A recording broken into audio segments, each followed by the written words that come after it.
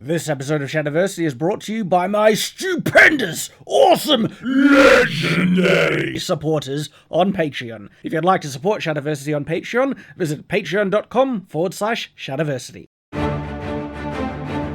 Shadiversity.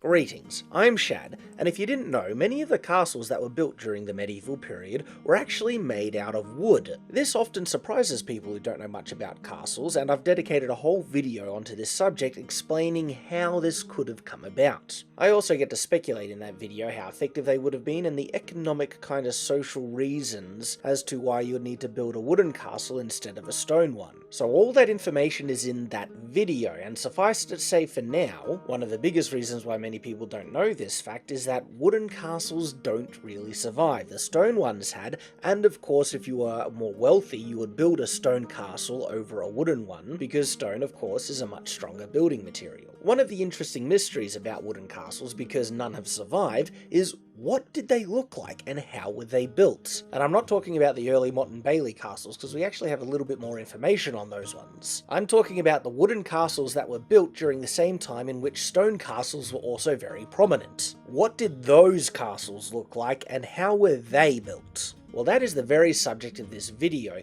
Now, ultimately, I don't know, and I don't think anyone knows, but we can speculate, try and backwards engineer this logic based on what we know of medieval technology, and the type of construction you would naturally be pushed towards when building something out of wood. In fact, many people have tried to figure this out, and have built some really cool and interesting looking wooden castles to show what they might have looked like. And when I first learnt about wooden castles in depth, my radar has always kind of been on the lookout for images of wooden castles, and I've actually developed a decent sized reference stockpile of images. And with these images and my own background in architecture and the building industry, because I actually worked in the building industry for a time there, I've put a lot of thought into how these wooden castles might have been built, and I want to share some of my thoughts and conclusions with you. Because as I've thought about it, I've actually come to a conclusion that's kind of different to many of the experimental wooden castles that have been built in the modern day. I'm going to be analysing how you would want to build each part of the castle, from the walls to the towers,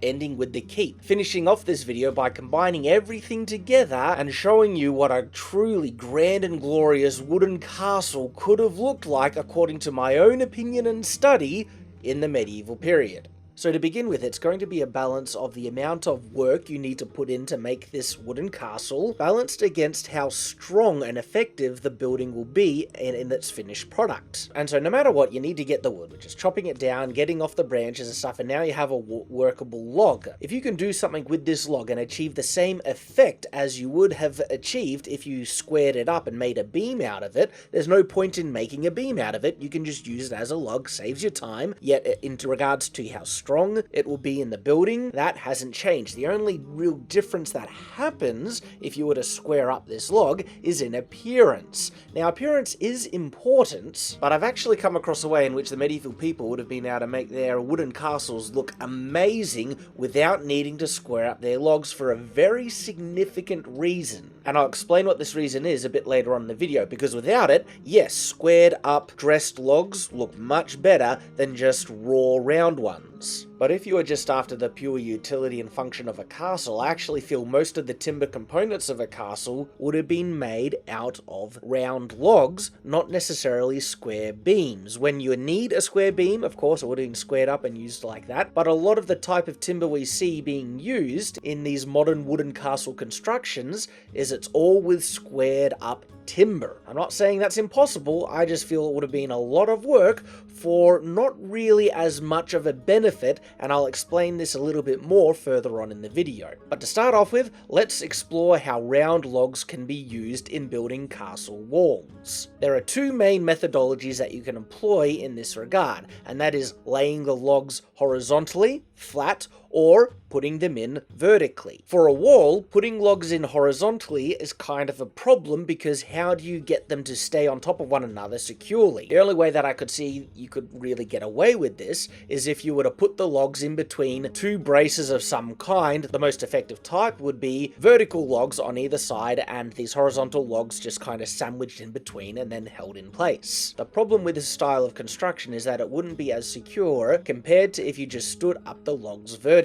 If an an enemy really wanted to take down a timber wall, and it was made in the previous way that I had shown, horizontal logs held in by vertical beams on either side, these vertical upright logs are weak points in the wall, and all the enemy has to do is focus on those points, and you could take down a fairly sizable chunk of the wall. In contrast to this, timber logs placed in vertically, when one of these logs are taken out, only that log is removed from the wall. It doesn't take out a whole section. The other advantage to logs being placed vertically is that it is much easier to incorporate crenellations at the top. In regards to ramparts, you could add ramparts to horizontal or vertical ones just as easy as the other, but the crenellation's so much easier. All you have to do is alternate the height of the timber logs at the top. And here we have a very effective crenellated timber wall with a rampart behind. This, in my mind, is one of the most effective styles of construction, but there is a kind of an issue. How strong would this wall be? Well, it's certainly strong enough to prevent people from getting through or inside the castle with any amount of ease, but if someone was really committed and they had enough protection, whether by shields or other types of cover, they could get up to the wall and with a big axe they could essentially chop through the wall. So you could try and fix this by making it thicker, many layers of timber logs, or you could place dirt behind it. And this is where I think one of the other more prominent styles of timber castle constructions would have been employed. Now, you could use the front wooden wall as kind of like a retaining wall to a raised bit of earth behind, and this does seem to be the method used in many early kind of hill forts. Having dirt behind the wall makes it far more defensible than it was before. In fact, it could even defend quite well against bombardment. There would still be a fairly big weakness in regards to everything made out of timber in the medieval period, and that's in regards to rotting. If timber sits in water for extended periods of time, it will eventually rot away. With proper care and maintenance, it could still last a fairly good while, 50, maybe even 100 or so years. But if it's not cared for and the timber is left in thick moisture, it can actually rot after a couple of years quite quickly, but then you'll just need to replace the rotted timber with new ones, and so you could still keep your wooden castle in a fairly good situation with continued maintenance. But what if you didn't have a raised bit of earth, or for a good hill to be encased in a wooden kind of barrier on the outside? Well, another method is having two retaining walls made out of vertically standing timber logs, sandwiching dirt in between. This would give you a very effective thick wall that's fully defensible and quite effective at resisting bombardment. And if I was to build a castle out of timber, this style of wall would be the one that I personally would choose. Of course, if the noble lord who was building this castle in the medieval period didn't want to devote the time and effort of digging up essentially a dirt wall with wood on either side, you could still do an effective timber wall made out of vertically standing logs with a rampart at the top and crenellations, and maybe you might want to even double up the layers of wood to make it even more difficult for someone to try and chop through. And let me just say that I don't think chopping through a wall like this would be particularly easy. It would make a lot of noise, so whoever's in the castle would be alerted to, you attacking the wall, and they would easily be able to throw down large rocks and shoot at you from above, and I'm not sure how many shields you would need to protect yourself adequately for you to eventually chop through the wall. You probably could if you were motivated enough and had enough protection and had enough men assaulting the castle in this way, but it's not a clear-cut easy thing. So this is one way in which a wooden castle wall might look, but I do think we're missing something rather significant, and this is the same thing that I think is missing from many of the experimental wooden castles that have been built in the modern day. What am I talking about? Well, it's mildly associated with one of the kind of obvious weaknesses of having something built out of wood. And it's the fact that wood burns. Now, you can't actually fireproof wood. The way you make it fire resistant is by adding a fire resistant material on top of it. So you could lacquer it, or you could give it a full rendered coating, and this could be some type of plaster or even mortar. Because guess what people did in the medieval period to even their stone castles? They rendered the outside and then whitewashed them, making these really impressive, beautiful, shining white castles. I made a whole video explaining why people in the medieval period whitewashed their castles on the outside, and that whitewash was a type of rendered coating. And so if you wanted to know why they did that with stone, please go check out this video as to why you would want to render a timber castle in the same method that you could render a stone castle? Well, some of the benefits are quite obvious. It would of course act as a fireproofing layer. It would protect the timber from water damage, helping it preserve and last much longer. And another thing that's also equally important to consider is the medieval aesthetic of the time. They preferred clean, smooth faces on their castles, and for wood, you could even understand this even more so, because when something is just raw timber, it does have kind of a cheaper look to it. And if you're a noble, I mean, you're rich enough to build a wooden castle, that's far more wealthy than any of the peasants living around you. And so when we look at this timber wall, adding a render over top actually makes a lot of sense. What is this render made out of? Well, it could be medieval mortar, which is just a mixture of sand, quicklime, and water, but it would have more likely have been daub, which is a mixture of dirt, straw, and dung, and was used in very large quantities in medieval architecture. This is how they filled in the walls in between the main wooden frame of most medieval style homes. And again, I have a whole video on this subject explaining why they did this. And just wait until I show you what some of these wooden towers look like when they are rendered. There's a big difference in their appearance, and they look great, but we're going to get there, because next I want to explore the different methods of construction that could have been employed in making the towers of a wooden castle. Now, towers are interesting because you'd have the defensive towers that would be a part of the outer walls, but then you would also have the keep, and the keep, depending on when in the medieval period you're looking at, was oftentimes just a tower in and of itself. And so in looking at the possible construction methods and how these towers were built,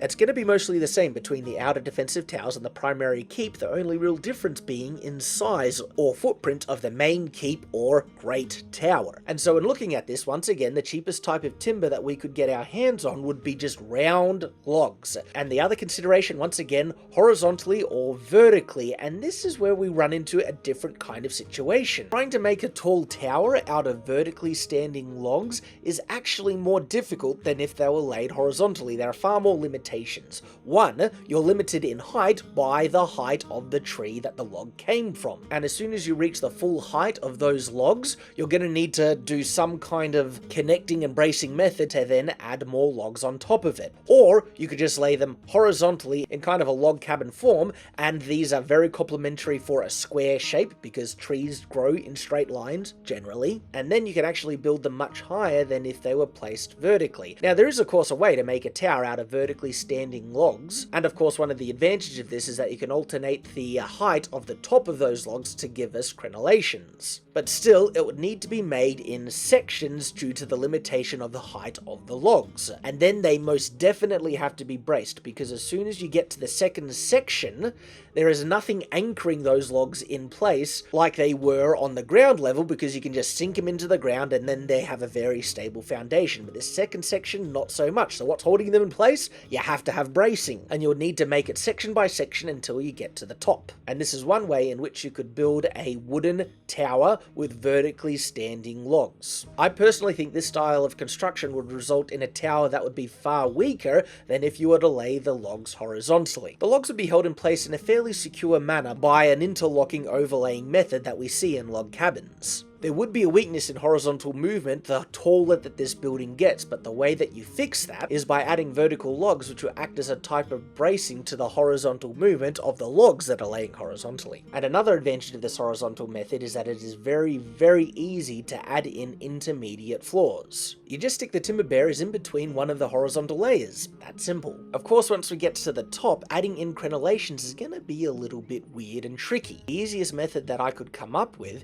is to have the outer wall stand up a little bit above the final floor or ceiling, and so this would make a kind of barrier in which you can place vertically standing logs that are grouped together to make the individual merlons, and there we have defensive crenellations atop this wooden tower. Now it's interesting, this timber tower does look a little rough around the edges. It's just a raw wooden tower made out of logs. But now check out what this would look like if you were to give it a full coating with a sand and quicklime based render. Suddenly this tower looks pretty darn impressive. And like I mentioned at the beginning of this video, squared up worked timber of course will look nice, but when you're putting a render over top, that doesn't matter anymore. You can have this castle look just as nice even if you built it out of rough round logs. And then you'd only need to use worked timbers in those sections that truly required it. And another massive advantage to rendering the whole outside of this wooden tower is that attackers wouldn't be able to tell right away if it's wood or not, because stone castles were also rendered and whitewashed, and so from the outside this looks like a fully fortified defended stone tower. It's a castle. And so once again, I think the great missing piece to us trying to figure out and backwards engineer wooden castles is rendering on the outside. I have not seen it done once in any of these experimental towers and castles that have been built in many different places around the world. Give them a render on the outside. Now, of course, one of the weaknesses of this wooden tower is that your field of fire standing behind these crenellations are limited when attackers get adjacent to the wall at its base. You guys know how we fix this. If you watch my channel, you know exactly what it is. Come on, say it with me, people. Matriculations! Of course, how do we add matriculations onto a wooden tower? Well, I mean, it's not too difficult. You just need wooden supports, which would act exactly like the stone corbelling that we see on stone castles, which of course then support the battlement on top of it, which has been extended and moved up and over outwards from the line of the wall beneath. And then the gaps in between, yes, we have our matriculations. And with these battlements, I actually feel you would almost need to make them out of squared up, more kind of finished timbers. And now check out this wooden tower with the more impressive matriculated battlement that is sitting off the line of the wall beneath. Rendered. Look at this thing. It looks awesome and easily as impressive, if not functionally as impressive, but just visually impressive, as a stone tower would look like being rendered. And another point to consider in this discussion about wooden castles is, why didn't wooden castles appear in medieval artwork nearly as prominently as we see regular castles appearing? It could be that the artists, of course, only paint the castles of the rich, but what if some of these castles that are appearing in medieval artwork are actually wood, but you can't tell because they've been rendered and whitewashed on the surface? Take a look at this medieval artwork depicting a castle and a fortified city behind. And if you're wondering, yes, this is a castle. It's got a half bridge leading out to a raised drawbridge with a full dry moat surrounding it. Have a look at the supports to the upper portion of this castle. Those are not stone corbels. Those are wooden beams. Wooden beams are insufficient to support a stone wall. Therefore, we can deduce that at least the upper half of this building is actually wood and not stone. But does it look like wood? No, it doesn't look like wood. It doesn't even look like stone either because it has a render on the surface. This is evidence that the wooden portions of castles were indeed rendered and whitewashed. And if the upper half was built this way, it is possible that the bottom half was built as well. Now, there are many cases in which castles are actually half and half, where the bottom was stone and the upper portion, especially the portion that sits over the edge of the bottom half, that can commonly be made out of wood. But the significant part about this is that these upper half wooden sections, when they are depicted in modern visualizations of castles, they are left as raw wood, where this artwork indicates quite strongly, in my opinion, that these upper sections were rendered, and that then therefore sets a precedent that wooden castles were rendered and whitewashed on the surface. Now, in regards to this image, there's no real way to tell if the bottom half of this castle is actually made out of wood. It could be made out of stone, but that's actually kind of the point of rendering. It could actually be wood, but anyone attacking it might assume that it's stone and therefore not take advantage of some of the inherent weaknesses that wood has. And at the very least, this image is evidence that wooden castles were rendered. That's pretty cool. We're discovering something here.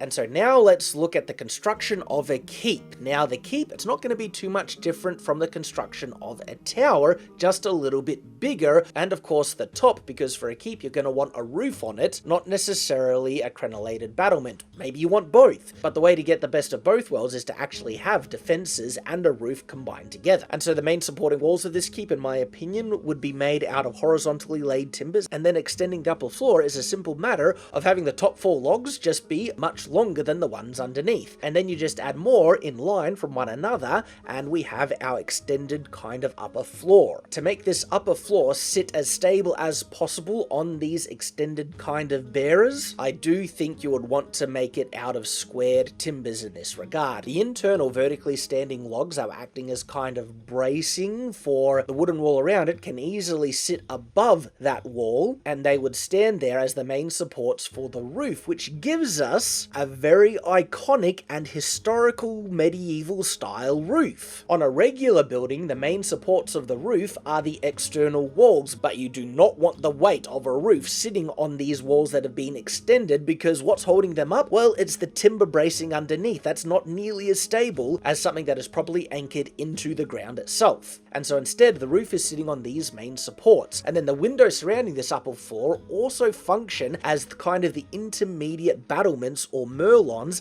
if this was a crenellated battlement. And look what we have inside these walls as well. We have our machicolations. Put a roof over top and the tiles could be made out of wooden shingles or even ceramic tiles, doesn't really matter. And we have the primary keep of this wooden castle. This actually does look pretty cool, even though it's raw timber, yet still, check out what this looks like when we render it, even just the bottom half. And so this castle looks pretty awesome just with the rendered walls underneath, but now check it out with it being fully rendered. It looks pretty darn cool. So much more impressive than the raw timber by itself. I really think this would have been done for most wooden castles of the medieval period. Now let's add all these components together, the walls, towers, and primary keep. Even without a layer of render covering the surfaces, this is what I think a wooden castle would at least look like based on the construction methods you would need to use in making a castle out of wood. Can I say definitively that this is exactly what they would have looked like? Of course not, none have survived. Like I said at the beginning of this video, ultimately all of this is speculation. But it's based on logic, extrapolating the most cost-effective building techniques balanced with how strong and defensible the final castle will be as a result. But this is what it would look like if it was covered in a render on all its primary surfaces. Look how impressive this is. And from a cursory glance at this castle, from its surface you wouldn't be able to tell if it was made out of stone or wood. And that is a big bonus for the lord who owns this castle. For people just looking at it, it doesn't look nearly as cheap if it was just its raw timber. And the appearance of wealth and power is important to a lord. And then of course if the attackers can't tell if it's timber or wood, that means the attackers might not necessarily take advantage of the inherent weaknesses that exist in wooden buildings. And of course it's more fire resistant as a result, so it's like win-win-win in all these situations. There are other ways in which a wooden castle might have been built as well. As to which ones are more prominent, I tend to think the one that I've just shown you probably was the most common type for the reasons I've already mentioned. But in regards to the other types of wooden castles, well, there is the idea of the fortified manor house, which is basically a building that is not built with any techniques differently to how they built the houses of the time. So these are the square-framed, half-timbered wattle and daubed homes,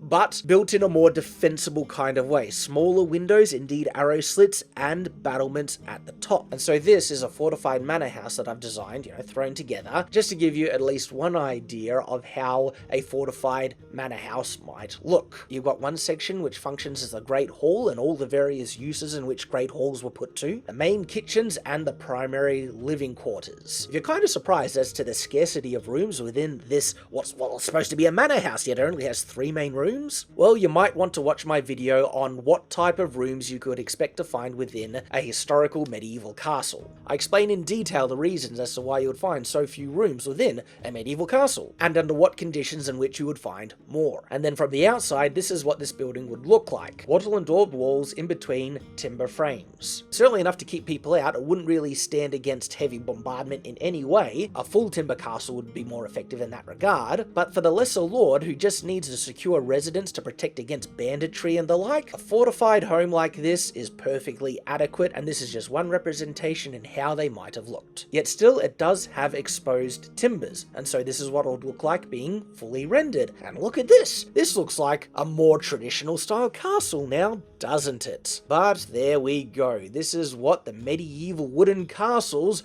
might have actually looked like. Thank you very much for watching, guys. I hope you have enjoyed, and of course, I hope to see you again. There are so many other castle videos on this channel for you to enjoy if you haven't already seen. Might I recommend what rooms are inside medieval castles, or why were castles white, which goes into detail some of the subjects that I was only able to touch on briefly in this video. So I hope to see you there, or at the very least, I hope to see you in my next video. Thank you once again for watching, and until next time, farewell.